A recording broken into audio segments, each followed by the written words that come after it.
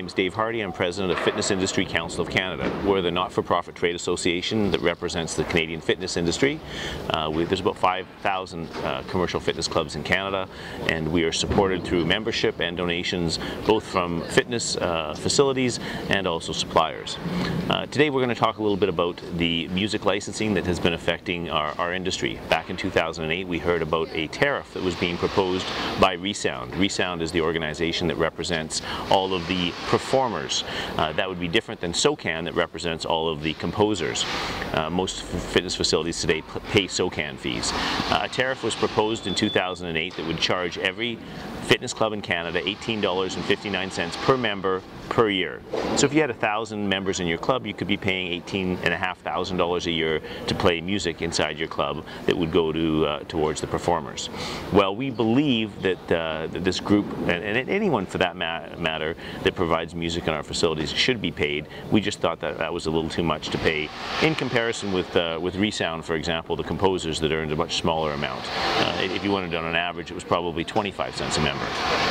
So we raised funds, about $1.5 million, both through donations. Good Life was a big contributor to help this happen, and as an industry association alone, we spent $500,000 to go to a tribunal. We hired lawyers and expert witnesses, and the decision came out in July of this year, July 2012, and we're very happy with the decision. Rather than $18.59 per member, fitness facilities are going to pay about $105 a year, and then about 1/10 of a cent per person that attends group exercise classes. That's a much smaller amount than what we thought. So if you are a small studio, you might pay $100 a year. If you are, if you have a couple thousand members, you might pay $250 a year today with the Resound tariff, versus if you had 2,000 members before, you could be paying upwards of $36,000 a year. Again, we want to be very clear that we do believe that people who provide music in our facilities should be compensated. We think music's an important part of the recreational experience. We just had issue with how much they were charging. Right now we're in negotiations to try to resolve or try to negotiate a long-term contract with Resound. They have asked for another tariff in 2013, again asking for $18.59 a member. That was filed before they found out what the ruling was from the Copyright Board. So we're quite confident that, as a matter of fact, we had meetings with them today.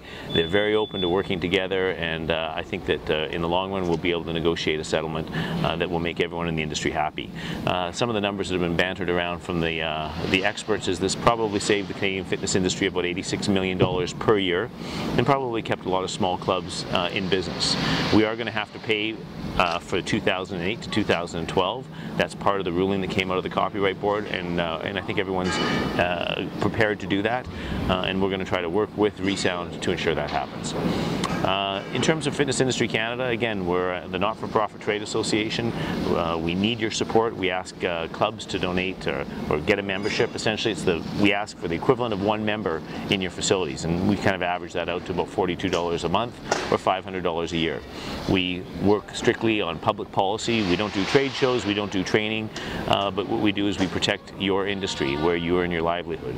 So if you could support us, we'd certainly appreciate it. If you'd like to get involved in the industry association, we have provincial council members across Canada, and we also have a board.